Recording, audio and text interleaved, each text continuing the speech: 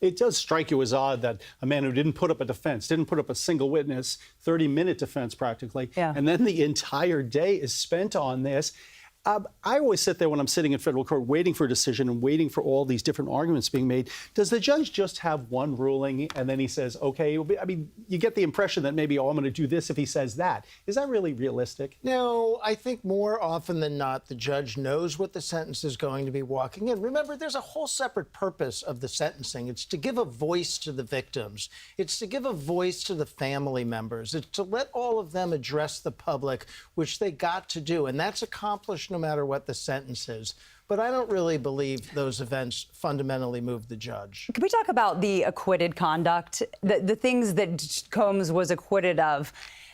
Much more serious charges. Does the judge take that into consideration, though, when sentencing him or any defendant on lesser charges? Well, the judge had to walk a line here because you're not really supposed to consider the crimes on which he was acquitted. That would be manifestly unfair.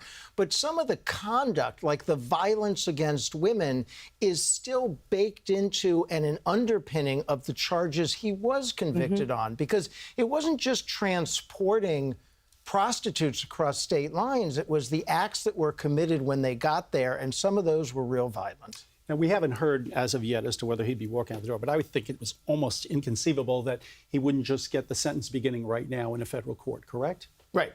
There would be no idea that sometimes you're let out on appeal. But no. He's not going to be let out on appeal. It's far too significant a crime for him to be let out on appeal. The sentence will be imposed. He will be incarcerated. Hopefully, he'll be moved to a real prison other than the holding center where he's been, and that should proceed. Can we talk a little bit about the prosecution witness who testified under the pseudonym Mia? There was a lot of legal back and forth about whether she would be allowed to give a victim impact statement today. The judge ultimately agreed that she would be. She, at the last minute, decided not to, because she said the defense painted her as a liar and that she did not want to subject herself to that kind of treatment. Cassie Ventura wrote this letter to the judge saying she'll never feel safe if Combs is out of jail. Were these things contributory to the judge's final decision? I don't know exactly what led to the judge's final decision, but I would think he might have been bothered by the sense that there was witness intimidation going on. You heard about that throughout this case, right? That it even continued once Sean Combs was in jail. And that kind of thing very much bothers any judge and would be considered. You know, you're looking at this case right now. It's another case of celebrity. We've seen a lot of them. We have the Mangione case, which has sort of become a pseudo-celebrity almost. We see the people lining the courtroom outside.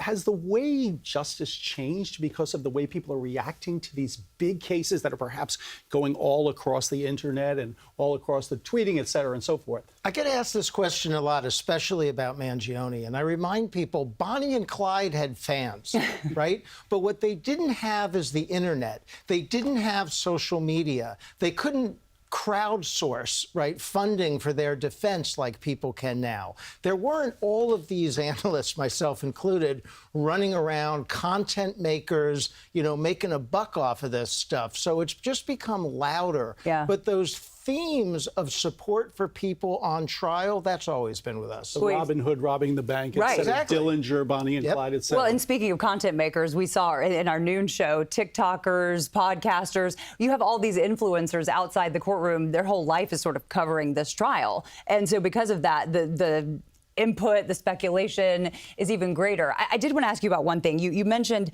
the judge cannot base his sentence on things for which the defendant was acquitted. However, he made it really clear you're only being sentenced for the offenses regarding the Mann Act. A lot of people may not know exactly what that is. Can you kind of explain what the Mann Act is and how that led to the sentence? The Mann Act is a federal statute prohibiting transporting across state lines for the purpose of prostitution. That's what he was convicted of. He wasn't convicted of being a John or being a pimp or anything like that. He was convicted for transporting people across state lines to engage in prostitution. But the bigger question here, I think, for the prosecution is that there was so much criticism of perhaps overreaching. Now that the sentence is out there, how do you rate how the prosecution, quote unquote, did? Because that's what they're thinking right now. Is this they're not pretty much not close to the sentence that they wanted either. Yeah. Well, you have to keep in mind the prosecution went into this case looking to put Sean Combs in prison for the rest of his life. So he got a sentence of 50 months. And by the way, I think that's a victory for the defense team, right? 50 months, 4 years. It's a little lower than the central, yeah. It's lower than the sentencing guidelines. Credit for time served. He's credit for time served. Now you're 3 years. He might get some more credit if he keeps up the good conduct in jail. That's a win for the defense. And when you consider that the prosecution wanted him never to leave a prison for the rest of his life, it's actually a huge win. So on that note, does this sentence, in your opinion, strike the balance between fairness and punishment? Yes. I think it does. Well, first of all, you can tell because it's somewhat in the middle of what the defense suggested, which was 14 months, and what the prosecution suggested, which was 11 years. And everybody who looked at this thought we were going to end up in the middle. This is a little lower. I thought we were going to maybe get in that 70 to 87 month. Well, he was pretty strong in his wording, the judge, this morning. We were all commenting. Right. It seemed like maybe he was going to go toward that higher end. Yeah, it did. It did. I thought maybe we would get the higher end. I thought it would be in that range. But, you know, another thing is 3 or 4 years in prison is no joke. Right. I mean, that is a significant sentence. And he's been there already. Right. You know, he's been there. He's been wanting to get out. He couldn't get out. Just back to the judge for a second, though, because we do see federal judges sometimes give the big speech, say you did this, this, and this, and then you're like, wait a minute, it sounds like you were coming around and hitting him harder. The idea that we talked about, you know, the Cassie Ventura, the beating tape, et cetera. So even though that's not a part of the case, the defense against him, the case against him in the conviction, we still see that it might be part of the sentencing because the judge mentioned it, right? Yeah. How does that work? Well, the violence against Cassie and Jane, because they are part of the Mann Act violations, so the violence does count. The judge can reference that and can look at that. And the general violence towards women. And he did in his point, yeah. And he was moved by that, and he should have been. Talk to me a little bit about, so he fell within the sentencing guidelines. The judge went within the sentencing guidelines. What does it say for future cases involving high-profile defendants about how they will be treated? Well, he fell lower, right? The guidelines were 70 oh, that's right, 5 to 7. Central 5 lower, to 7. slight, So very slight, though. Well, it's 20 months lower. I mean, that's almost 2 years lower. But it's not 11, right? Yeah. Right. Okay. So my question has even more merit then. So what does it say about powerful figures who are found guilty of these violations and then get less than the sentencing guidelines? One thing it says, and I sort of hate to concede this, is that if you hire an excellent defense team, and this defense team was excellent and large and had no expense spared in getting witnesses and making arguments and making legal arguments, and they performed brilliantly, that is going to inure to your benefit. And we also have an era now where people literally get cheering sections, going back to Mangione. Do you think that stuff, you know, especially federal court, they will always say it doesn't come in these doors. But I remember during the Trump case just last year, you could actually hear people outside when you were in the courtroom, people cheering outside. And you have to wonder whether that sound comes into the halls of justice. Well, you worry about it affecting the jury much more than you worry about it affecting the judge. The judge will ordinarily say and will really try to treat each defendant the same. Human nature, though, if you have a case that's being watched, being reported on CBS every day, you know, you're going to maybe up your game a little bit or act a little bit differently. But I think this judge, Judge Subramanian, is excellent and did an excellent job in this case, whether or not you agree exactly with the result.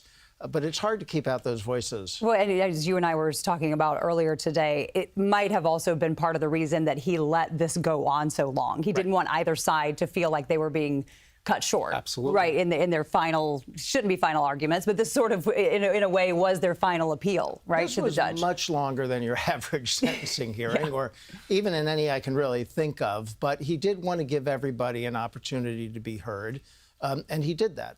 Just to recap, Sean Diddy Combs is 50 months in prison. Where do we go from here? It's likely this prison sentence is going to start anymore, but the appeals are going to start rather quickly, or do the wheels of justice always grind slowly? Well, I think they have probably have an appeal in process already, so they have to figure out exactly what they're appealing, and that's a big strategy decision for the lawyers. Do you pick a few specific things, or do you do a kitchen sink appeal where you appeal everything that you think went wrong at the trial? Right. They have to get that fully submitted and briefed before the Second Circuit. That's got to be briefed in opposition by the prosecution. It's got to be heard by that court. That seems to me likely to take a year beginning to end or thereabouts. You mentioned earlier that he may be moved to a different prison. And I mean, what are your thoughts on that? Do you have any sort of speculation about where he might serve this prison term? I don't know. I'm not really an expert on the different facilities. He is in MDC, which is a holding facility. He referenced being in a room with 20 plus other people being held, and it's a bad place. Well, that was a huge part of his appeal to the judge, talking about the unlivable conditions where he's being held. I didn't like that. You know, the idea that jail is bad, yes, it's bad for everyone. The idea that I have children, yes, a lot of inmates have children. A lot of his themes were too run-of-the-mill to get him anywhere. But he'll be moved to probably a minimum security facility. I don't think anybody thinks he's a huge risk and needs, you know, maximum security. All right, he did make his plea in court, and let's hear some of Sean Diddy Combs, what he said in court. We have some of the quotes. I got lost in excess. I lost in my ego. I want to personally apologize again to Cassie Ventura for any harm I caused for her emotionally and physically. I also want to personally apologize, Combs said, to all of the victims of domestic violence. All right, we're going to go back out live now to Allie Bauman. She is live outside the federal courthouse now that this sentence of 50 months has been handed down. Allie, I'm wondering, do we have Allie? There we go. There's Allie. So, Allie, Yes, what kind of response are you hearing? What's the chatter there on the street for a lot of these supporters who've been waiting all day long to find out this decision? Yeah, I have to say, I know Dick was referencing how you can really hear from inside the courtroom the people outside. I can't imagine they really heard anything out here. The large crowd of people, I'm not sure if the news hasn't gotten to them yet. There hasn't been much of a reaction out here, very much at all, that we've been seeing. But I want to talk a little bit about the judge's comments when he was giving that sentence, because he really had us waiting, for quite a while on the edge of our seats as the judge was talking before he actually imposed that 50-month sentence. He said that he reminded Combs that he is being sentenced for the Mann Act, which is transporting for acts of prostitution, and not the sex trafficking charges for which he was acquitted back in July. But he said even though he's not being sentenced for those sex trafficking charges, the judge is still required to take into consideration the nature and the circumstance of the offense and the history and the characteristics of the defendant. And this whole day was about the history and characteristics of the defendants, the defense trying to paint him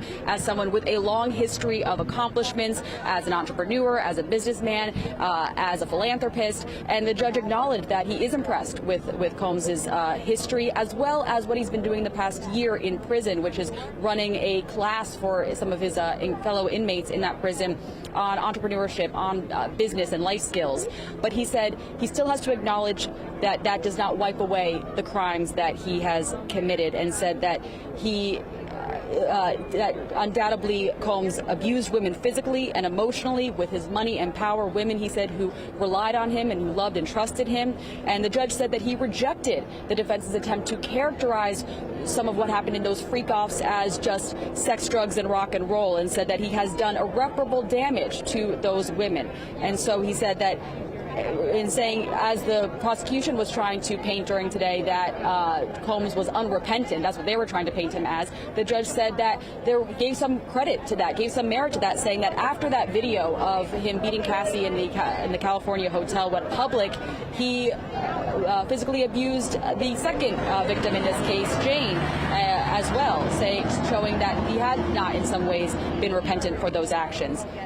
Now, after he gave that 15-month sentence, the judge then spoke directly or addressed Cassie Ventura, his ex-girlfriend, and Jane directly, thanking them for coming forward and for being brave enough to speak out, saying that they gave light to what has happened. They stood up to the powerful, and they also gave a voice to other victims of domestic violence. And then he turned to Combs, and he addressed Combs and said that while he acknowledges that he is in a dark place right now, clearly in a dark place, he then pointed to all the letters of support that Combs had received, all the character testimonials that they had submitted on behalf of him today from people that he had worked with in the past, from his family members, as well as some of his fellow inmates. And the judge said that those letters show that there are people that still love and care about you. So he really spoke to all sides. It kind of speaks to that attempt in a way to strike a balance with the four-year sentence of somewhere in the middle of what the one side wanted, which was 11 years, versus the other side, which was 14 months there. Dick and Jessica? Alman, who's live outside the federal courthouse in Lower Manhattan. Allie, thank you. Sean Diddy Combs sentenced to 50 months in prison for the 2 Mann Act violation charges, and much less than the prosecution wanted, much more than his team wanted. Thank you for watching this special report on the sentencing of Sean Diddy Combs. CBS News New York at 5 begins right now. This is CBS News New York. Right now at 5, we are following 2 major breaking stories here at 5 o'clock. Hamas says it is ready to agree to parts of a Gaza peace plan and release Israeli hostages, but major sticking points remain. Sean Diddy Combs sentenced to more than 4 years in prison. A judge hands down the punishment after the music mogul pleaded for leniency in court. Good evening. I'm Dick Brennan in for Christine Johnson. And I'm Jessica Moore. Thanks for being with us at 5. We begin with that breaking news. Hamas saying it has accepted some elements of President Trump's plan to end the war in the Gaza Strip. The president had given the terror group a Sunday deadline to accept the deal. One of the conditions is releasing all the remaining hostages. Tim McNicholas joins us now with details. Tim. Dick and Jessica, Hamas just announced it will release the living hostages and the bodies of Israeli hostages who've died. The group says it will do so, quote, according to the exchange formula contained in President Trump's proposal. Trump's 20-point peace plan unveiled Monday called on Hamas to release all Israeli hostages and for Israel to release 250 Palestinians serving life sentences, along with 1,700 other Gazans detained since the start of the conflict. Hamas's statement also says it is ready to enter into negotiations through mediators, and they have agreed to, quote, hand over the administration of the Gaza Strip to a Palestinian body of independent technocrats. Just before the Hamas announcement, we spoke with the family of one of the Israeli hostages. The catastrophe that's going on in Gaza is evident. I mean, you can't ignore that. But the fact is that the hostages are the key to peace in the region. Nothing will move until they're released. We can't let terrorism win. Do I agree with everything that the Israeli government is doing? I don't. But the Israeli people are peace lovers. That's what we want. We don't want to fight the people in Gaza. Hamas's statement says parts of Trump's proposal will still need to be negotiated. The question now is whether Hamas's response is good enough for Israel and the White House. The statement made no mention of at least one key aspect of Trump's plan: disarming Hamas. A U.S. official told CBS News the U.S. views Hamas's response as positive, though there are still details that need to be hammered out. Dick and Jessica. All right, Tim, thanks very much. Stay with CBS News New York for the very latest on the peace talks. You can find all of our reporting on the plan from cbsnewyork.com. And now to the sentencing of Sean Diddy Combs. After years of rumors, accusations, and courtroom drama, today Combs learned his fate. He was sentenced to 4 years and 2 months in prison, 5 years supervised release, and a $500,000 fine. Allie Bauman is live outside the federal courthouse in Lower Manhattan with the latest. Allie. Well, Dick and Jessica, a 50-month sentence for Sean Diddy Combs. That's just over 4 years, and that sentence falls somewhere in the middle of what prosecution was asking for versus what the defense had been asking for, falling right there in the middle. Now, it was an emotional day in court that lasted for hours today leading up to this sentence. Combs crying in the courthouse at times, his children crying, even his defense attorneys crying at times as they spoke to his character. Now, ultimately, the judge said that he had to take into consideration the history and the circumstances surrounding surrounding Combs into consideration with this sentencing, and that while he was impressed with Combs's work throughout his career as a music mogul and with his work while in prison incarceration, there's no doubt that he had caused irreparable damage to the women that he's accused, the victims in this case, and that he had to do them justice. So take a look at what happened earlier today in court. The crowd accumulated all day outside federal court Friday during the hours-long hearing for Sean Diddy Combs' sentencing on 2 counts of transportation to engage in prostitution. Inside, prosecutors had asked for an 11-year sentence, arguing Combs downplays the violence he inflicted on others, including his ex-girlfriends. The prosecution saying in court Combs acts like he's the victim in this scenario, not a person who has accepted responsibility, and submitted victim impact statements, including from Combs' ex-girlfriend and star witness Cassie Ventura, who wrote, "I still have nightmares and flashbacks on a regular, everyday basis." The defense, meanwhile, gave a long and emotional plea for a 14-month sentence. Combs' own attorneys choking up in court, describing him as an inspiration to the black community. The defense played a 12-minute pre-produced video highlighting his family and accomplishments as an entrepreneur. And the 55-year-old appeared to weep as his 6 children addressed the court, calling their dad a superhero, whom they have seen change for the better while in prison. When it was Combs' turn to speak, he took a breath and apologized to Cassie Ventura for any harm I caused her emotionally or physically.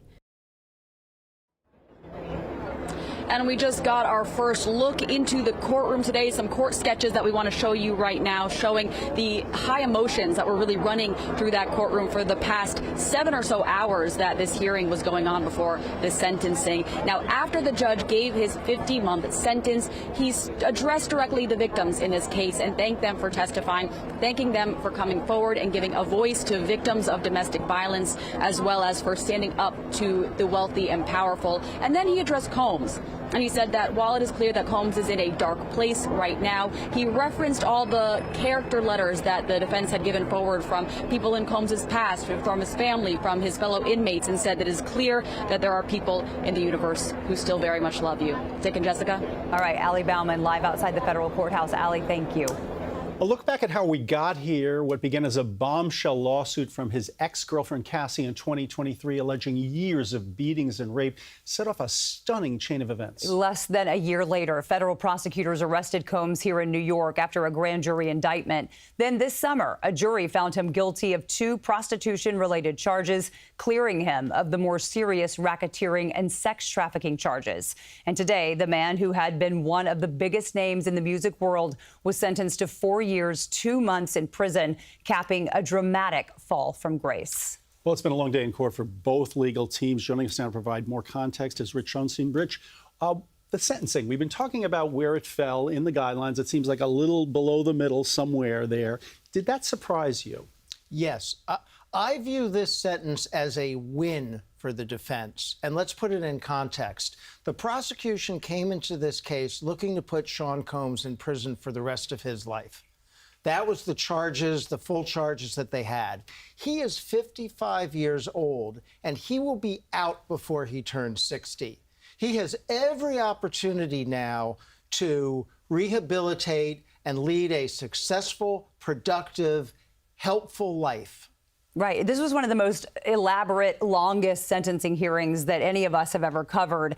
Diddy wrote a letter to the judge. His team played this edited video portraying him as a philanthropist, showing him as a father. And then, unlike during his trial, when he didn't testify, which is his right, he did address the court. Do you think any of that factored into the judge's ultimate decision, or how did that land? So probably not. But keep in mind, as I've been saying, there were 2 things going on today, one of which was an earnest effort to get the judge to give him a low sentence, but the other is a PR campaign, right, to keep Sean Combs' image, to rehabilitate his image, and to talk to his supporters.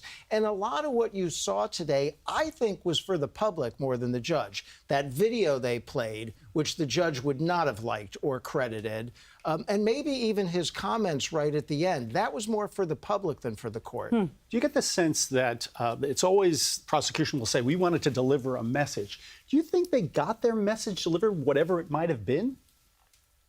No, I don't think they delivered a message. I mean, the message was, we will go after anybody if you're committing a crime. But they went after him so aggressively, right, so hard, and they really didn't connect on their main claims. This is not, it's not a great success for the prosecution. I know they got a conviction. I know he's going to serve 4 years. And I don't want to be heard as saying 4 years in prison is nothing, because it isn't. But this is not what the government was trying to do. the judge was very clear in his remarks. You are being sentenced only for the 2 Mann Act violations, not for the charges for which you were acquitted. But when a judge is considering the sentencing range, how do they balance those acquitted charges or let's say acquitted conduct, right? Because that is really what they consider. Judges can consider that. How do they factor that into their ultimate decision? Well, he couldn't by law consider the charges for which Sean Combs had been acquitted, but he could consider some of the conduct because some of the conduct was related to the Mann Act charges, and because he can consider things like, is this person a risk to the public if I release them? And he can take the conduct into account for some of that. His statements, though, about I'm only convicting you on the Mann Act, that is a judge protecting his record for appeal. Rich, stand by. We're going to go to Alice Gaynor, who has seen this trial from start to finish. She joins us from outside federal court right now. Alice, what are your impressions having been through this trial? Well, first of all, this was a really, really long day. We started at 10 a.m. We took a 1-hour break for lunch. And then, as you know, we just wrapped up a short time ago. Court did adjourn. I was talking to a few members of the press in the press room to see, is this the longest sentencing you've ever attended? There was a recent financial crime sentencing that lasted a couple of days because a lot of victims spoke. What's interesting here is none of the victims spoke at court today. However, there were letters they submitted, those impact letters, and the judge directly quoted Cassie Ventura's letter multiple times, including references to her going to dark places, to her having thoughts of suicide because she was so hurt, so traumatized by everything she went through. And I thought it was interesting. The judge had a message for just about everyone involved in the case. You know, he told Sean Diddy Combs, he told him, I know you're in a dark place right now, but there's light at the end of the tunnel. You have a lot of people who love you, want to see you succeed. He referenced the letters his children wrote him, his children spoke in court. The judge also referenced a man who runs a reentry program because they talked a lot about what Sean Combs has done over at Health. He teaches a course there, and other inmates wrote letters of support saying he's given them some hope. He's really been there helping educate them. And the judge said, I hope you continue this, with educating incarcerated individuals. And Sean Combs turned to each of his children, thanked them, and he said, he cried out to his mom and said, you taught me better. He apologized to Cassie Ventura. He apologized to her parents. Remember, her mother testified at trial here. And he also apologized to his girlfriend who testified under a pseudonym. It's also worth noting that a former employee who testified at trial for the prosecution, she wanted to be here today. She did fall below the guidelines. What was Combs's reaction? And then what was his reaction as he heard his children so emotionally pleading with the judge to show their father some leniency? So I'll start with the children. He was leaning in his chair. He had his head in his hands, and it appeared that he might have been sobbing or crying when his children were speaking. And also when that video, that edited 15-minute video that they played that showcased his life and his children, he was emotional during that. However, when the judge imposed sentencing, he had no reaction. For the most part, he was sitting. He had his hands on his lap. We didn't really see much of a reaction from anybody in the courtroom. Remember, court officers do tell people before this happens to keep decorum, no outbursts or anything like that. So again, no visible reaction. Steps in this case, we know there's going to be an appeal, so that could take some time though, right? That's right. His attorneys have not yet exited court. We wanted to ask them about that. You know, normally when people are appealing, they don't usually tend to take accountability and apologize. So we're going to see what they have to say about that because, again, today in court he was saying, I take full accountability for these Mann Act violations. He also thanked the jury for the not guilty on the RICO, the sex trafficking, but he did acknowledge multiple times the Mann Act violations when he was in court today. I'm just hearing some shouting, so I'm just checking. But again, nobody has yet exited court. So we're going to wait to see what his attorneys say in terms of an appeal. He can appeal a sentencing now that it has happened. Alice Gaynor, outside federal court in Lower Manhattan. Alice, great work. Thank you so much. And do stay with us for continuing coverage of the sentencing of Sean Diddy Combs. He will serve 4 years and 2 months in prison. For more on what's next and a look back at our previous reporting, head over to CBSNewYork.com. Coming up, an urgent search tonight for a missing child after police say his mother denied he even existed. What investigators found inside their apartment. And the government shutdown drags on, and now President Trump is threatening mass firings of federal workers. A new warning for women. We'll hear from a doctor about why skipping your early mammogram can mean bigger, more advanced cancers. Plus, Lonnie in a virtual studio with your weekend forecast. Lonnie. All right, good enough, guys. This is the sort of day out there. Hey, we got a Chevy flyby right now. This just screams bring on the weekend, because right now your temperatures are in the 70s. You're 70 right now in Clinton Hill. And if you look at what you're going to get tomorrow, that same blue sky you see right there, but look at the temperatures. This is going to be outrageous for your Saturday. 80 degrees at the Belmar, Jersey Shore, 81 in Toms River. You're going to be about 82 in the city. Everybody with a beautiful day, mild temperatures, milder still, I think, on Sunday. We'll talk about all this right after the break. Come on back.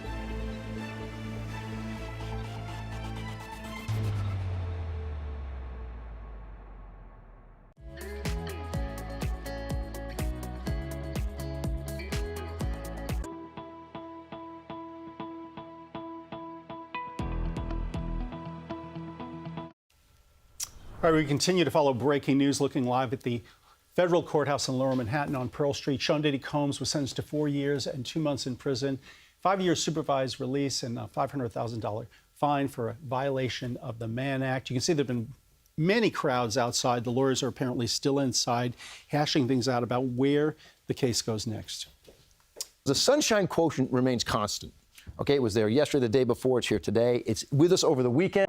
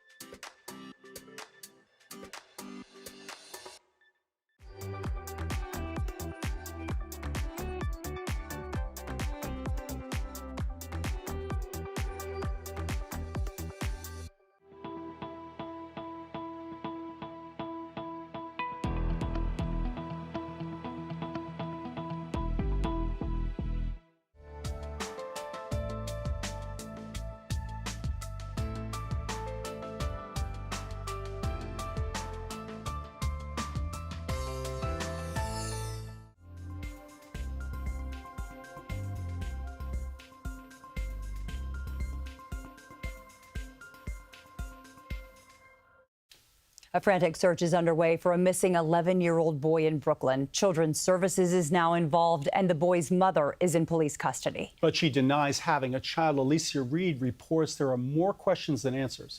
This second-floor apartment has been sealed. No entry allowed as police investigates a missing boy. If he's okay, we need to find him.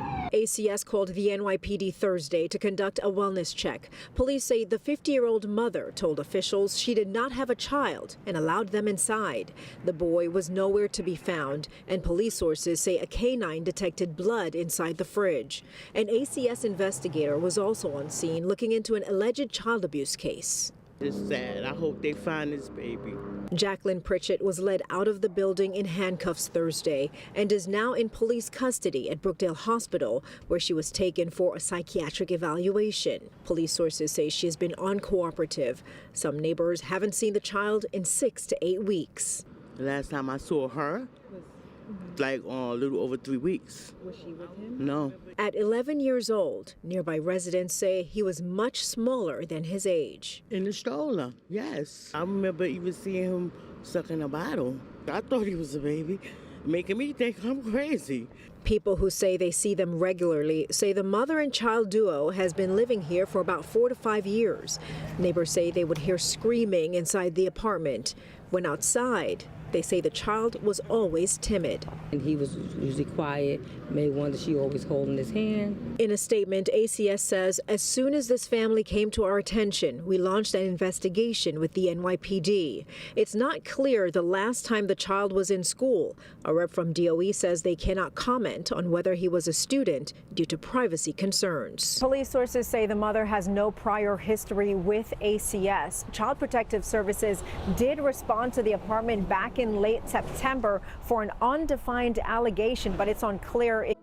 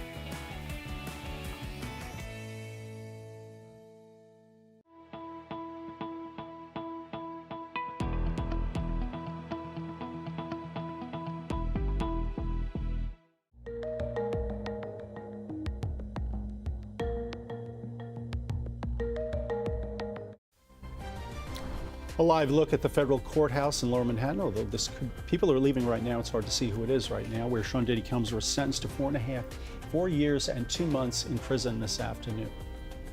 Combs' family was seen leaving the courthouse, a couple of his daughters there. Some of his children spoke at the hearing today, delivering an impassioned defense of their father. And we have just received a statement from the attorney of Combs' ex Ventura. It says, quote, while nothing can undo the trauma caused by Combs, the sentence imposed today recognizes the impact of the serious offenses he committed. We are confident that with the support of her family and friends, Ms. Ventura will continue healing, knowing that her bravery and fortitude have been an inspiration to so many.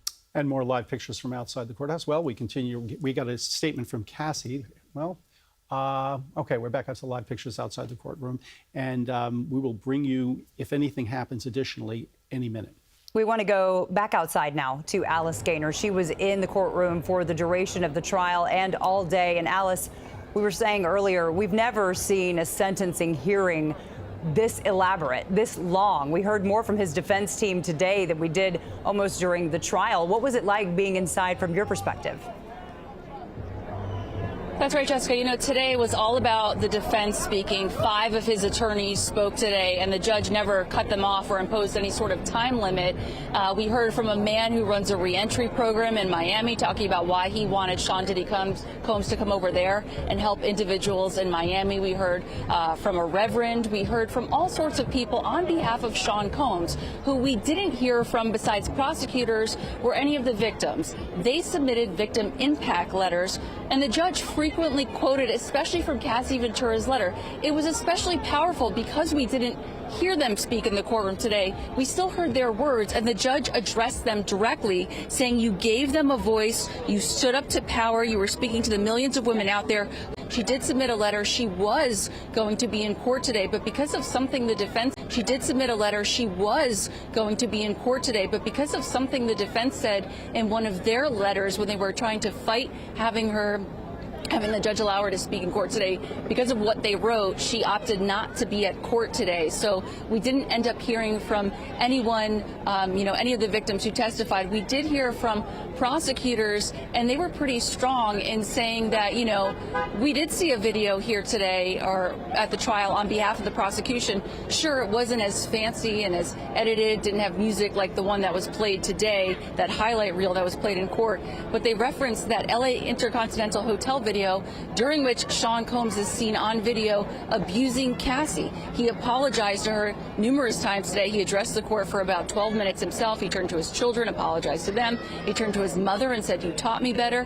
He apologized, and he also blamed a lot of his behavior on drugs. The judge said he took all of that into consideration, his addiction, and said that probably is what exacerbated a lot of his behavior. But the judge ultimately held him accountable and said, look, you're probably in a dark place right now, but there is light at the end of the tunnel for you, Mr. Combs. Your family and a lot of people obviously support and love you. But again, he really reached out to those victims and told them, thanks to you, other women now feel seen.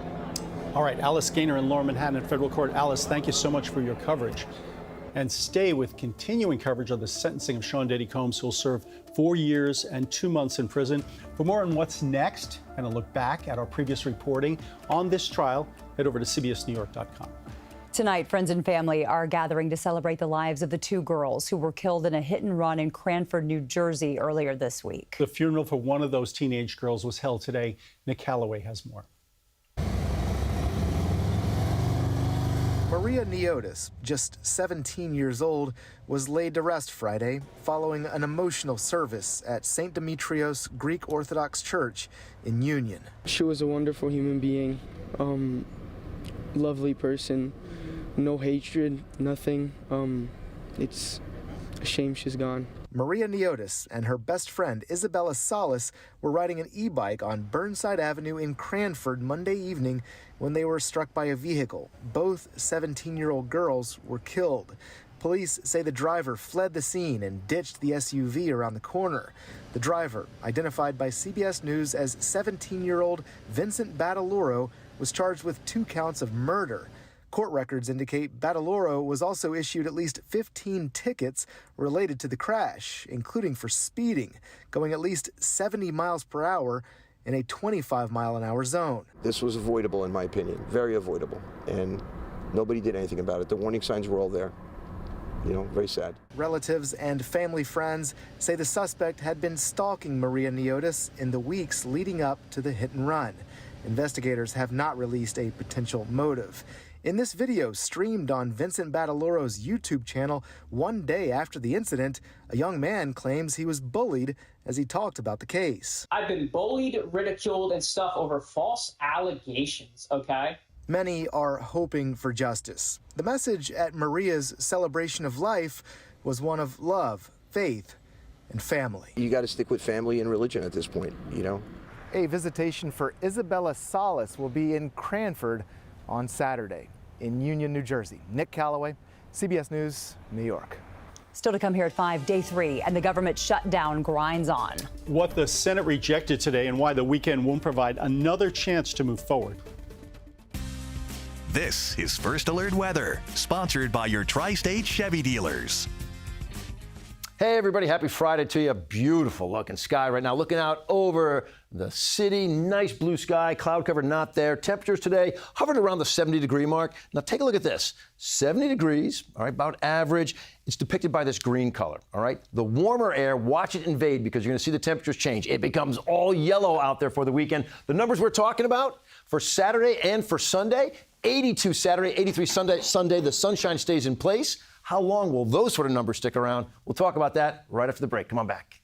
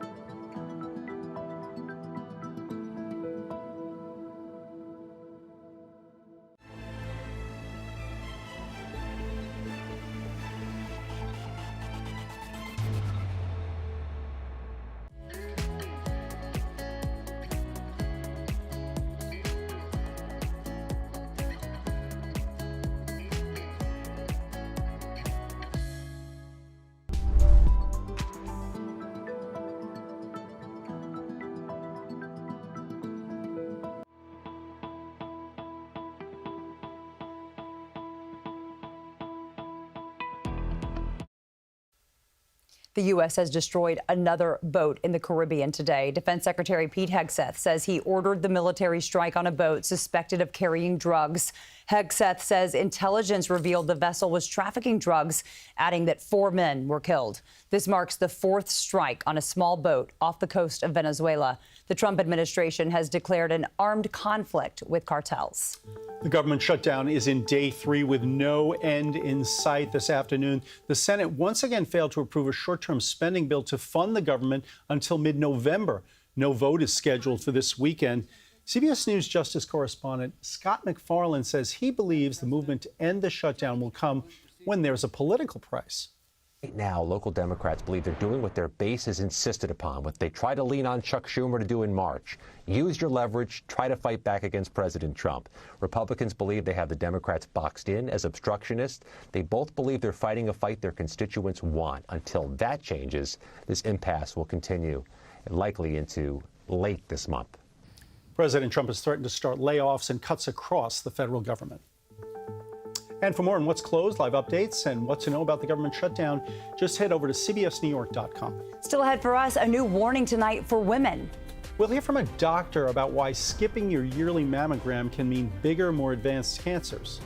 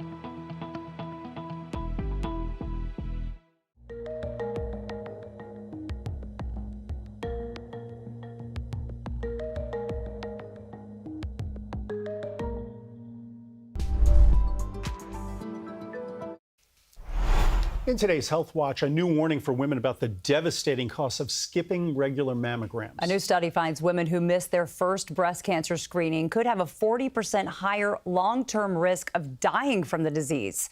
Dr. Laurie Margulies is the vice chair of breast imaging for Mount Sinai Health System. She joins us now to help us understand the significance of these findings. First, what does the study tell us, and when exactly should women start getting mammograms? So the study tells us that screening mammography saves lives. It also tells us that skipping mammograms, especially skipping your first mammogram and not getting regular mammograms increases your chances of dying from breast cancer. And doctor, So I'm sorry, go ahead. When should a woman get her first mammogram? If you don't have a family history, have no other risk factors, then at age 40. It's a rite of passage. Yeah, and what about women are just concerned in general about breast cancer? Are there any steps to reduce the risk? A question we always hear. So it's hard. It's very hard to reduce one's risk of breast cancer. Some of the things that people can think about is decreasing the plastic in their kitchens, exercising, eating better. All those things that we do for our health in general likely may have a small impact on our risk of breast cancer. This is top of mind for so many of us women. In addition to mammograms, are there any other tests that we women should be asking for? Certainly. Once you have your mammogram, you'll know if your breasts are dense or not. Cancers can hide in dense breast tissue. So if you have dense breast tissue, a mammogram may not be sufficient.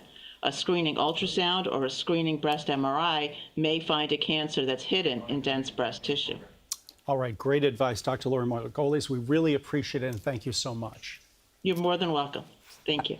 Time now for another check of that First Alert forecast, and it sounds like we're going to have one last summer weekend, Lonnie Quinn. Ooh, you know what? Only because I've lived here for so long, I don't know if we can necessarily say it's going to be the last one. Oh, really? I don't know if we can say that because that's a good point, actually. I remember some Halloweens being very warm out there. True. Last October was costumes. You know what I mean? So listen, it could happen this weekend, though. I think what you're going down, the road you're going down is right. It's going to be great. Like 80s, right? It's going to be the 80s out there. There's your picture. I mean, and that sun that you see right there, Jess, and the clear sky is going to be in place all weekend long, except at night.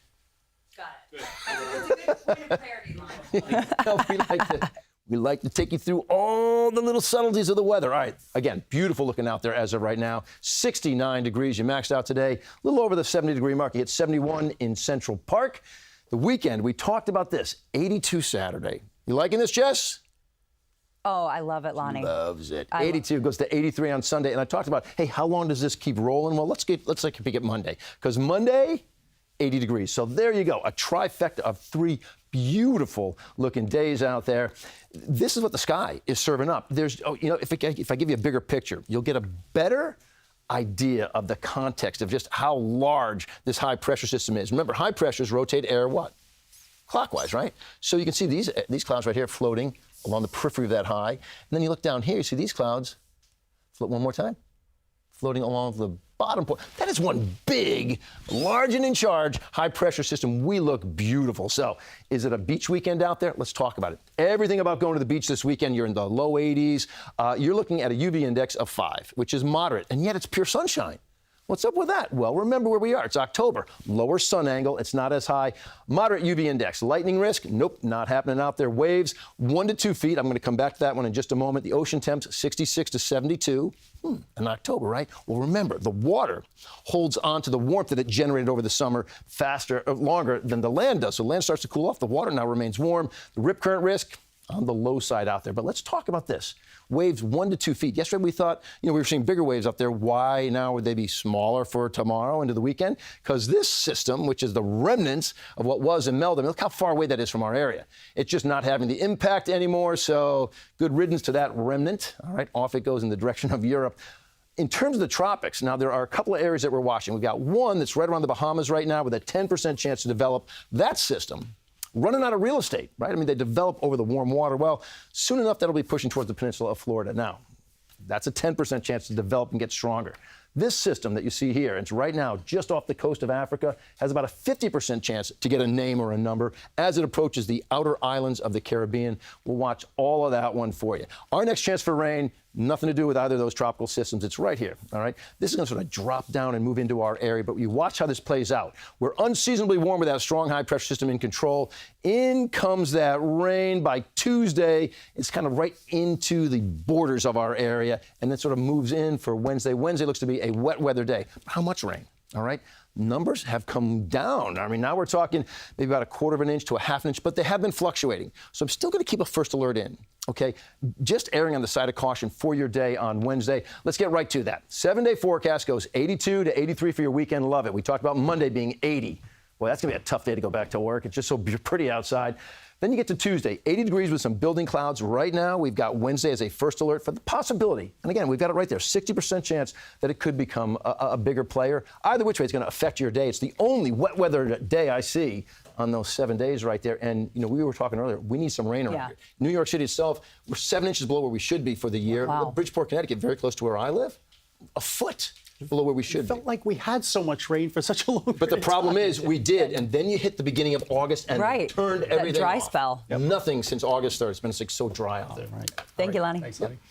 It's a bird, it's a plane, it's a research tool for NASA. This captured the attention of Americans living in the South Plains. NASA says they didn't mean for the device to get off course and land in someone's farm in Texas. So what exactly does it do? The woman who found the device got all the details. Able to capture very clear and accurate pictures of stars, galaxies, and like black holes. Because it's so accurately like capturing all of this, it's also sent to other universities across the United States for research. All right, not doing much on the farm though. Ann says it took the crew a few hours to get the research tool off the farm. All right. Certainly been a big day for Taylor Swift fans. The singer is entering a new era. Her 12th studio album, The Life of a Showgirl, is out now.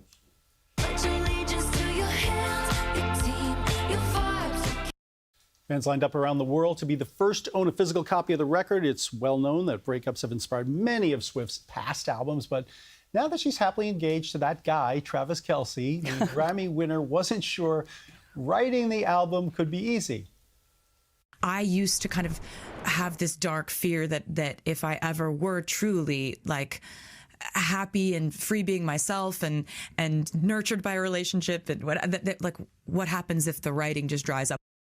Oh, no, it will not. For Swifties who need even more, for the next 3 days, movie theaters are showing the music video for the first song on the album, The Fate of Ophelia. Plus behind-the-scenes footage, all of that will hit YouTube on Sunday, and boom, will YouTube blow up? Explode. Yes. It's great. I'm glad she's happy. I like seeing her smile. She's in love. She's in love. And I guess it's harder to write the songs. That's what it sounds like, right? I don't know. This album's pretty good, according to a lot of people. We shall see. Still to come. It's reimagined, redesigned, and ready for you to play a part. We will take you inside the immersive experience with a Phantom of the Opera backstory coming up. Now you can get your CBS New York news, weather, and live stream all in one place on the CBS News app. Download it free today.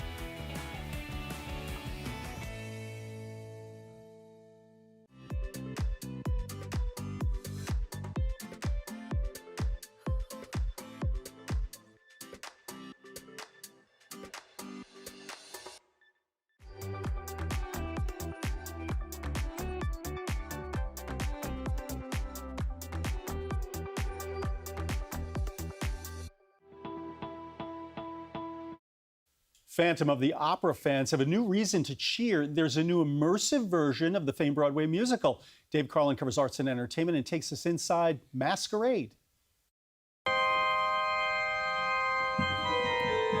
Lavish and breathtaking are words some audience members are using to describe a reimagined return of Phantom. Masquerade is the title of a relaunch, immersive, opulent, and smashing. You're guided on room after room, across floor after floor, including the basement and rooftop.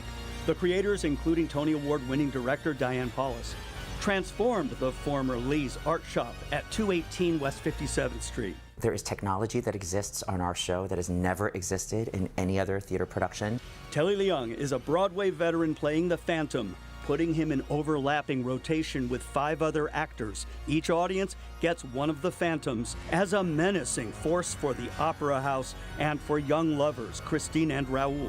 The hit songs and plot are intact, but ramped up are the romance and dread and a deeper fleshing out of the Phantom's traumatic childhood. Lord Andrew Lloyd Webber, in some photos with you, what's his reaction been? He insisted that we all meet him between shows on the roof of the building so that he could tell us personally how thrilled he was that this version of his show now exists. This production is shrouded in secrecy and a mask is mandatory. Entry is through an unmarked door, earned with a secret password and following a dress code of all white, silver, or black. If you forget a mask like I did, you'll be given one. Perfect. And when you're done being dazzled, unwind in the bar. It's a lot of fun. I loved it. I loved it. To elevate the already phenomenal Phantom, join the masquerade. Dave Carlin, CBS News, New York. And if Masquerade isn't enough for fans of Phantom of the Opera, you'll find exhibitions on the musical at the Museum of Broadway and in the Civilian Hotel's Blue Vault. Thanks for watching CBS News New York at 5. I'm Dick Brennan. The news at 6 starts right now.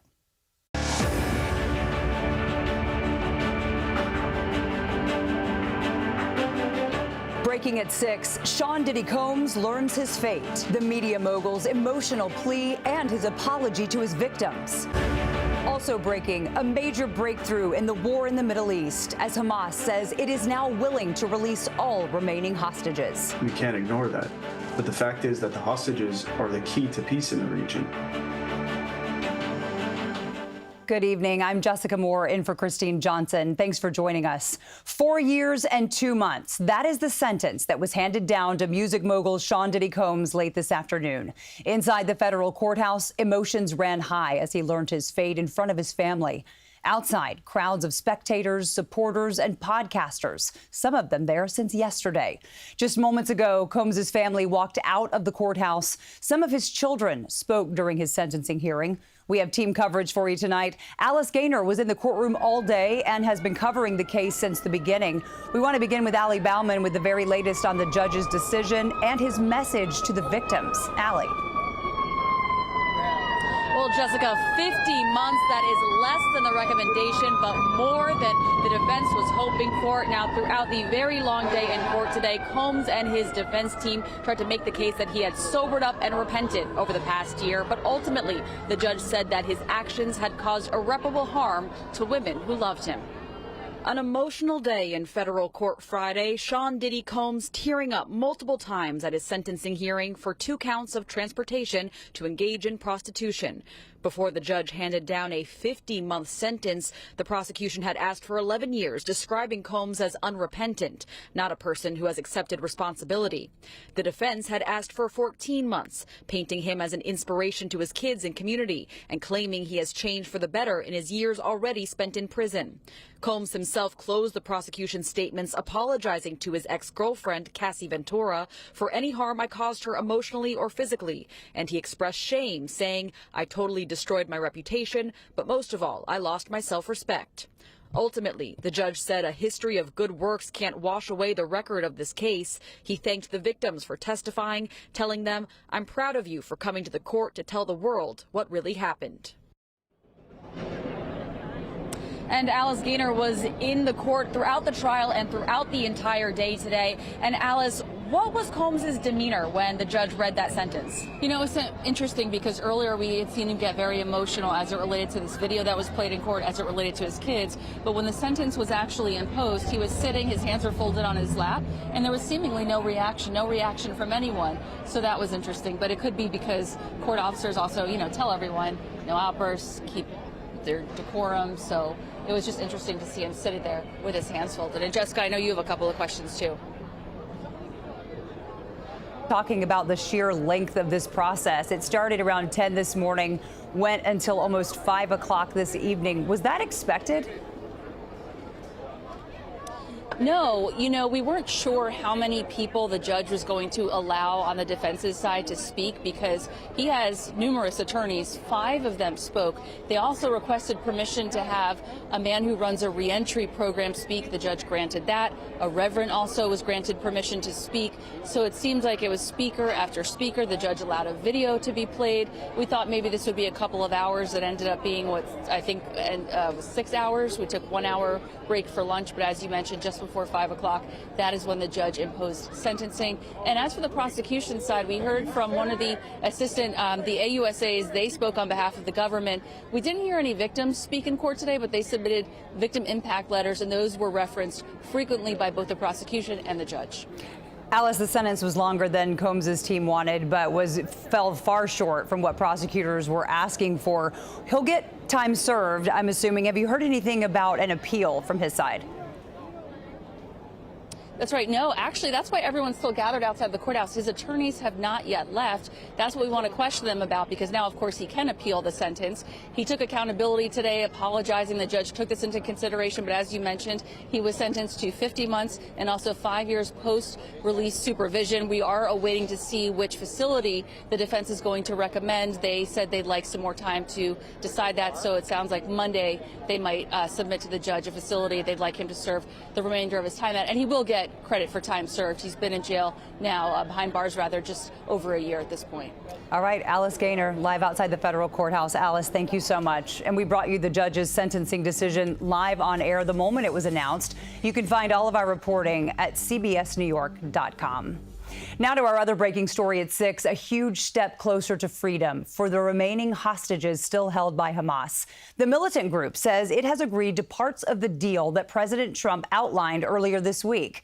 Investigative reporter Tim McNicholas joins us in studio now. So, Tim, what is the president saying about Hamas's response? Well, Jessica, President Trump says he believes Hamas is ready for peace, and he called on Israel to immediately stop bombing Gaza so that hostages can get out safely. He laid all this out in a Truth Social post in which he said discussions are underway to work all this out. About 2 hours ago, Hamas announced it will release the living hostages and the bodies of Israeli hostages who've died. The group says it will do so, quote, according to the exchange formula contained in President Trump's proposal. Trump's 20-point peace plan unveiled Monday called on Hamas to release all Israeli hostages and for Israel to release 250 Palestinians serving life sentences, along with 1,700 other Gazans detained since the start of the conflict. Just before the Hamas announcement, we spoke with the brother and father of one Israeli hostage. The fact is that the hostages are the key to peace in the region. Nothing will move until they're released. We want this suffer to end.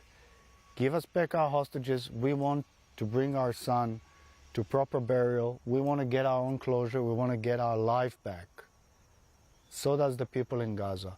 And this can happen, and it's up to Hamas to make it happen. And the rest of the world must put pressure right now on Hamas. Hamas's statement says it is ready to enter negotiations through mediators, and they have agreed to, quote, hand over the administration of the Gaza Strip to a Palestinian body of independent technocrats. The statement made no mention of at least one key aspect of Trump's plan, disarming Hamas. President Trump shared Hamas's statement on Truth Social, and the White House press secretary says Trump is also preparing a video statement. Jessica. We'll have to see how this develops. Tim, thank you. And do stay with us. We'll have more coverage still ahead on the CBS Evening News at 6:30. Tonight, police in Brooklyn are searching for a missing 11-year-old boy. Children's Services called the NYPD Thursday to conduct a wellness check on the child at this apartment complex in Brownsville. The boy hasn't been seen, and police sources say a canine detected blood inside the refrigerator. Police say the mom has not been cooperative and even told officers she didn't have a child. Neighbors are worried. She was quiet lady, but it's just sad, and it's just sad. If he's okay, we need to find him. Police tell us the child's mother was taken into custody and is currently undergoing a psychiatric evaluation. Turning now to the mayor's race, where in the growing intensity of the last month of the campaign, protesters demanded Curtis Sliwa join Eric Adams in leaving the battlefield. Political reporter Marcia Kramer has more. Republican Curtis Sliwa tried to hold a press conference outside an Upper West Side elementary school, but it was disrupted by a passionate plea from a protester to get out of the race so Zohran Mamdani and Andrew Cuomo can face each other head on. Don't do New York dirty! This is absolutely ridiculous! We will not have Zohran Mamdani, a communist! This is not Cuba! But Sliwa was undeterred, attacking the plans of Democratic Socialist Zohran Mamdani to eliminate the controversial Gifted and Talented program for kindergarten students. Sliwa wants more specialized slots, not less. The way you raise the level of achievement for children is you give them all the opportunity. It's an issue that has galvanized Asian parents. It is wrong to single out the Gifted and Talented program students and then pull them down, drag them down, and make them level with everybody else. Asian parents also joined Andrew Cuomo in attacking Mamdani's plan, which would take kindergarten students out of the specialized program, which is currently offered to grades K through 4. I want to double the Gifted and Talented program so we get more children in the program. And I want to double the number of specialized high schools from 9 to 18 so more children can go to a quality high school.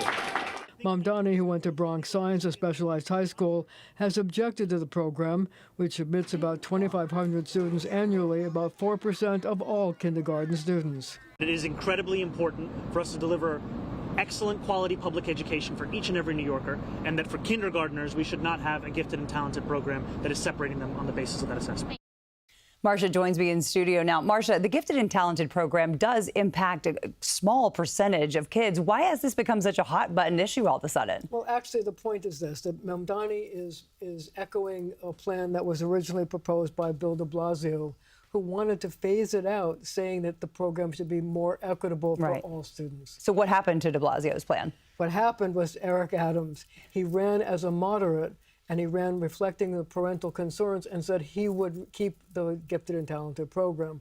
And so he did, he won, and that's what happened. However, the irony here is that Bill de Blasio's son went to Brooklyn Tech High School, which is a specialized program, and Mamdani went to Bronx Science, which is also a specialized high school. So both of them benefited from specialized programs. Benefited from a specialized program they now want to phase out for kindergartners. Exactly right. Got it. All right, Marcia, thank you for keeping us on top of the race. New York City is getting $187 million back in counterterrorism funding after that money was put on hold by the White House. This reversal ensures that the women and men of the NYPD will continue to have the resources that they need to keep the city safe from terrorism. This outcome is a recognition that New York remains the #1 terrorist target in the world, and that the NYPD plays a central role in protecting this city from those threats. President Trump posted, "I am pleased to advise that I reversed the cuts made to Homeland Security and counterterrorism for New York City and state." Governor Hochul said, "I'm glad President Trump heard our call and reversed course, ensuring our state has the resources necessary to support law enforcement and keep our families safe." Family and friends are celebrating the lives of the 2 girls who were killed in that hit and run in Cranford, New Jersey earlier this week. The funeral for 17-year-old Maria Neotis was held today. Neotis and her best friend, Isabella Salas, were riding an e-bike on Burnside Avenue in Cranford Monday when they were hit by a vehicle. The driver, identified by CBS News as 17-year-old Vincent Battaloro, was charged with 2 counts of murder. Investigators have not yet released a potential motive. Person, no hatred, nothing.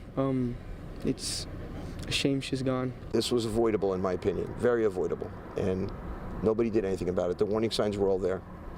You know, very sad. Court records do indicate Badaloro was also issued at least 15 tickets related to the crash. They include going at least 70 miles an hour in a 25-mile-an-hour zone. A visitation for Isabella Salas will be held in Cranford on Saturday. Still ahead, no bonfires in New York right now. There's a burn ban across the state. Dry conditions, low humidity, and like I said, no rain. It's just a recipe for brush fires. Coming up, we'll tell you what is and is not allowed. And posing as an Amazon worker, conning a 92-year-old man. That's what this man on your screen is accused of. We'll tell you how you can protect yourself.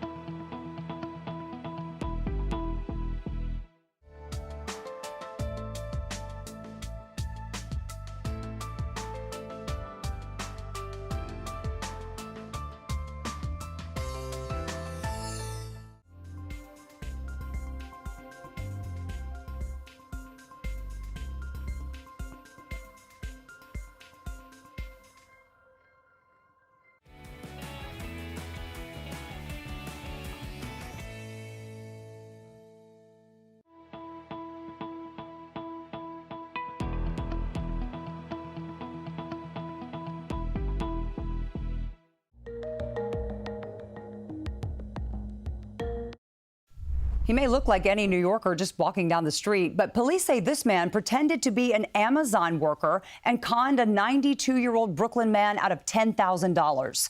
Police say the suspect told the victim his Amazon account had been compromised and convinced him to withdraw $10 grand from the bank.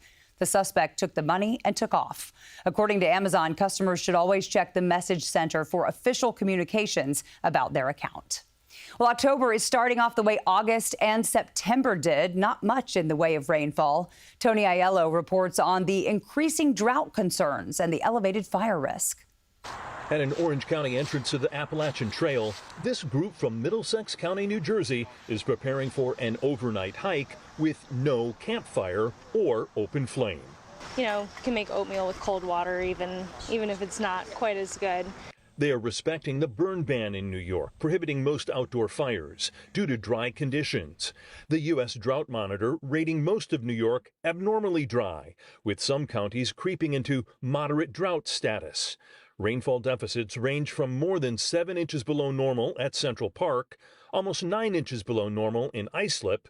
The rainfall deficit in Bridgeport, Connecticut, more than 12 inches. When the leaves fall, obviously, dry conditions, low humidity, and like I said, no rain, that it's just a recipe for brush fires. Rockland County Fire Coordinator Chris Keir says it is great weather for outdoor activities, and the burn ban does not apply to small fire pits that will be used at many weekend gatherings. He says keep a garden hose or water bucket handy. Before you go to bed, make sure you pour water on it, make sure it's completely out, because you don't want any sparks or embers flying into dry areas, your grass, if you have a wooded area next to your fire pit area, so that's very important. Keir says he personally is praying for rain, but the little bit in the extended forecast won't do much to ease the dry conditions or lessen the fire risk. Tony Aiello, CBS News, New York. That limited burn ban is in effect until at least October 15th. And remember, New York has a permanent ban of burning leaves due to fire and air quality concerns. All right, let's talk about our first alert forecast now. Gorgeous. We saw people enjoying the weather earlier today in Union, New Jersey. Lady out there for a walk.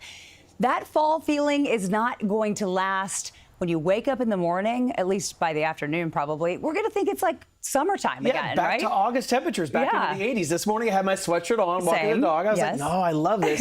It's not going to last long for us. So just keep it in mind, but don't worry. Next week, we have fall returning again. Okay. Let's take a live look outside right now. You can't see exactly what's going on as far as the sunshine is concerned. Beautiful sunshine greeting us. And we've been talking about the dry conditions and the dry conditions in place for us. Yeah, for the month of October, we haven't really seen any rain, as Tony was mentioning. And look at this. For the year, at least in Central Park, down by 7.59 inches. So we could really use some rain. Not really there, at least through the weekend. It's going to be a beautiful weekend to get outside and enjoy. We have rain returning by next Tuesday night into Wednesday. But here's a live look outside over the city. Looking fantastic on this finally Friday. Across the 5 boroughs, we are nice and quiet and widening out the view even more. Looking for any cloud cover, it's hard to find. High pressure is in charge, making for the beautiful day that we saw for today. Our temperatures are sitting at 67 degrees right now in Central Park. The dew point's at 48, was in the 30s, so we're seeing some moisture start to work its way back into the atmosphere for us. It's not going to be awfully humid at all this week. It's going to be a really nice one. Our temperatures right now are sitting at 67 in the Bronx, seeing 65 at JFK to 71 in Newark. The remainder of the tri-state, as we're rounding out this work week, heading into our weekend, we're at 66 right now in Monticello to 72 in Poughkeepsie, seeing 69 in Bridgewater. So all in all, not a bad, finally, Friday night developing for you. Temperatures down to the lower 60s by 11. Now tonight in the city, we're going to be a little bit warmer than this morning. We'll cool down to about 57. This morning we were in the lower 50s. But still to the northwest, we'll be in the mid-40s, so that refreshing feel is there. But then as we go into the afternoon hours, look at this. We're back up to 82 degrees, well above the average, about 10 degrees above the average for this time of the year. But thankfully, the low humidity means you're not going to be sweating a whole lot. First Alert Futurecast picks up on that high pressure that's in charge. So lots of clear skies for us going through your Saturday night, even into Sunday. Not a whole lot developing for us. Seeing a little bit of return of some cloud cover as we go into Monday. But I want to point this out. On Wednesday, right now, we're thinking that there's about a 60% coverage for some rain on the way. That's why we issued the First Alert Weather Day on Wednesday. High pressure that's in charge, it shifts its way down to the east. That unseasonably warm air gets on out of here. Then as we go into Tuesday night into Wednesday, we start to see the front move its way on in. Right now, the European model is a bit faster. So if that holds true, we could see the rain ending as we go through the morning hours on Wednesday and high pressure really building in. But the timing still is a little uncertain. That's what we're keeping our eyes on. We'll see 71 on Wednesday, that First Alert Weather Day for heavy rain, maybe some isolated storms. Then just after that, look at Friday morning. We're saying sweater weather, 48 degrees in the forecast. All right. Thank you so much, Scott. Coming up at 6, the Pinstripes get a postseason play that will be remembered for generations. Now all eyes turn to the ALDS. Steve Overmeyer joins us to preview the next round. Plus, All around the world came here just for the view. the view of Manhattan was always there. So why did it take so long to create a stunning green space in Brooklyn? We'll look back at the history of Brooklyn Bridge Park.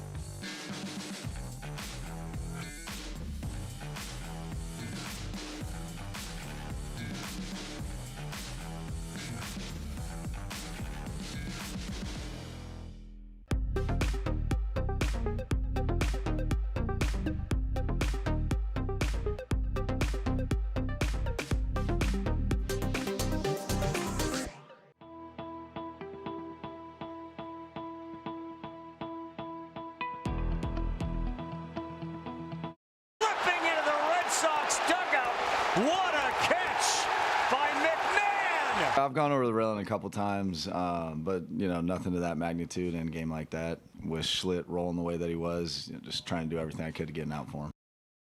Ryan McMahon's incredible catch was a signature play in a series-winning game for the Yankees. They now move on to play the Blue Jays in the divisional series. Steve Overmeyer joins us, and the Yankees' defense, Steve, will be pivotal when they face the Jays. Oh, without a doubt, because that's exactly what happened when we saw in the regular season in 10 games against the Jays. They actually had 11 errors, so they are playing a team that has the best contact rate and the best batting average. So it's not just about fielding the ball, it's about making sure that they can strike them out and don't get hits as well. That's what they're going to start off with.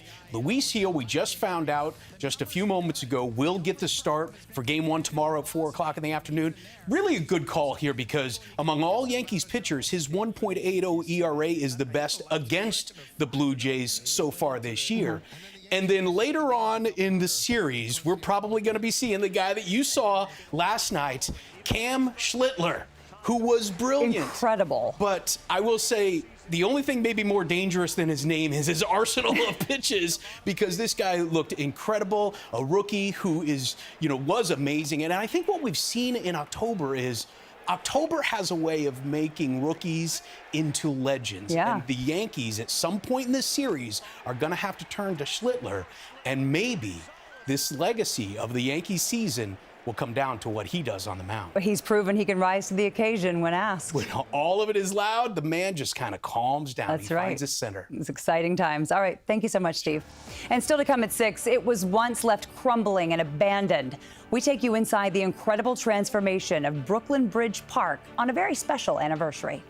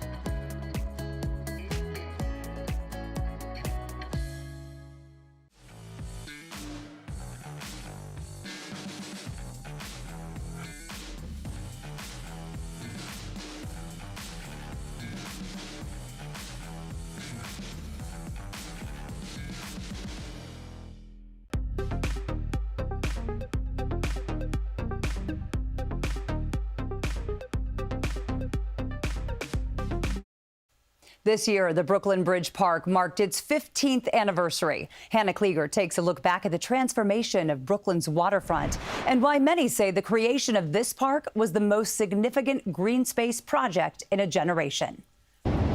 In 2002, this stretch of waterfront was a collection of crumbling shipping piers and old warehouses. Today, an oasis of green. A magnet for ruby-throated hummingbirds. It's been 15 years since the first part of Brooklyn Bridge Park was developed, but President Eric Landau says the story goes back much further. The waterfront piers sat largely underutilized, abandoned. Now, spread across 85 acres, Bella Chabatoni, Deputy Director of Horticulture, points out the various landscaping designs that can make you forget you're in the city. These gardens are really special in the park because they contain water year-round. The green space has also become an educational hub. Recently, it was home to a 24-hour study featuring college students surveying wildlife. You can watch our educators pull things up humanely with nets and see that we have, eels, we have seahorses, we have fish all around us. Now, 5 species of turtles live in the restored wetlands, and students learn about recovering populations of seahorses and oysters. Landau says the park was born because of a unique public-private partnership. 90% of the park is parkland, 10% is private development, residential and commercial. Those buildings, property tax is paid directly to the park organization, and that's how we run the park day in, day out.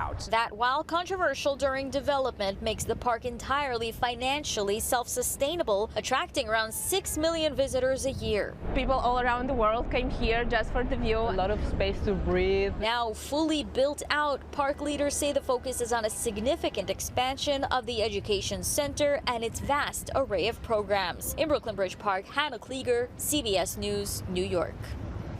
Hannah is a Brooklyn native and covers the borough for us. If you have a story idea to share with her, just scan the QR code there at the bottom of your screen. Thanks for joining us. The CBS Evening News is up next. I'm Jessica Moore. Have a great night.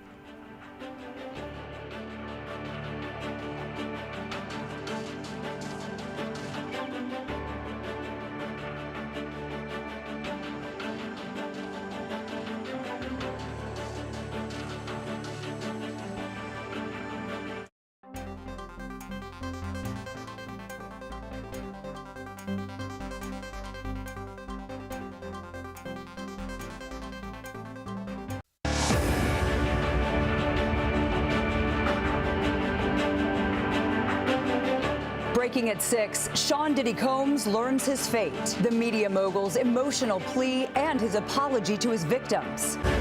Also breaking, a major breakthrough in the war in the Middle East, as Hamas says it is now willing to release all remaining hostages. We can't ignore that. But the fact is that the hostages are the key to peace in the region. Good evening. I'm Jessica Moore in for Christine Johnson. Thanks for joining us. 4 years and 2 months. That is the sentence that was handed down to music mogul Sean Diddy Combs late this afternoon. Inside the federal courthouse, emotions ran high as he learned his fate in front of his family. Outside, crowds of spectators, supporters, and podcasters, some of them there since yesterday. Just moments ago, Combs' family walked out of the courthouse. Some of his children spoke during his sentencing hearing. We have team coverage for you tonight. Alice Gaynor was in the courtroom all day and has been covering the case since the beginning. We want to begin with Allie Bauman with the very latest on the judge's decision and his message to the victims. Allie. Well, Jessica, 50 months, that is less than the recommendation, but more than the defense was hoping for. Now, throughout the very long day in court today, Combs and his defense team tried to make the case that he had sobered up and repented over the past year. But ultimately, the judge said that his actions had caused irreparable harm to women who loved him. An emotional day in federal court Friday. Sean Diddy Combs tearing up multiple times at his sentencing hearing for 2 counts of transportation to engage in prostitution. Before the judge handed down a 50-month sentence, the prosecution had asked for 11 years, describing Combs as unrepentant, not a person who has accepted responsibility. The defense had asked for 14 months, painting him as an inspiration to his kids and community, and claiming he has changed for the better in his years already spent in prison. Combs himself closed the prosecution's statements apologizing to his ex-girlfriend, Cassie Ventura, for any harm I caused her emotionally or physically. And he expressed shame, saying, "I totally destroyed my reputation, but most of all, I lost my self-respect." Ultimately, the judge said a history of good works can't wash away the record of this case. He thanked the victims for testifying, telling them, "I'm proud of you for coming to the court to tell the world what really happened." And Alice Gaynor was in the court throughout the trial and throughout the entire day today. And Alice, what was Combs' demeanor when the judge read that sentence? You know, it's interesting because earlier we had seen him get very emotional as it related to this video that was played in court, as it related to his kids. But when the sentence was actually imposed, he was sitting, his hands were folded on his lap, and there was seemingly no reaction from anyone. So that was interesting. But it could be because court officers also, tell everyone, no outbursts, keep their decorum. So it was just interesting to see him sitting there with his hands folded. And Jessica, I know you have a couple of questions too.